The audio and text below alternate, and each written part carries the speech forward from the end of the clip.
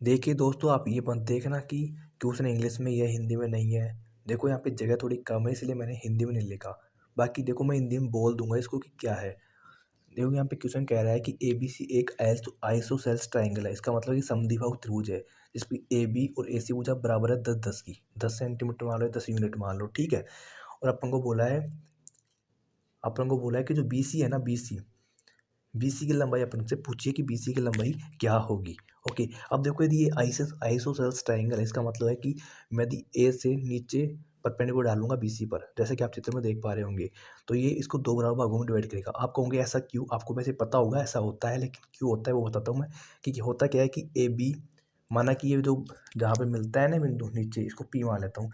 तो A B P और A P C ये क्या होती है, सर्वांग सम हो जाते हैं, जिसकी वजह से क्या होता है कि ये भुजा बराबर हो जाती है। ओके, ऐसा होता है 90 डिग्री पे, ठीक है।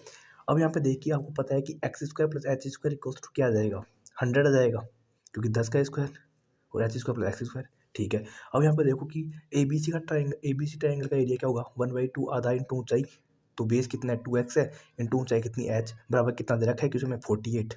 ओके, जैसे ही मैंने इसको सोल्व किया तो मेरे पास आ गया एक्स एच इक्वल्स टू 48।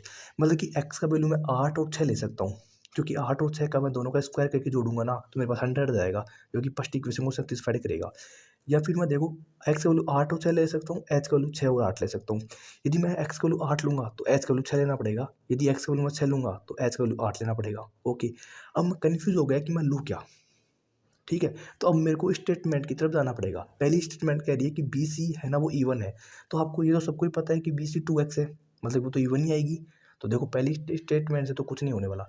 दूसरी स्टेटमेंट कह रही है कि जो बी सी का जो वैल्यू है ना, ये कह रहे हैं कि जो ए पी है ना, ए पी जो ऊंचाई है, वो जो बेस है ना उसकी आधे से ज़्यादा है। मतलब बेस कितना है, 2x, तो उसका आधा करेंगे कितना, x। तो h ग्रेटर देन x है।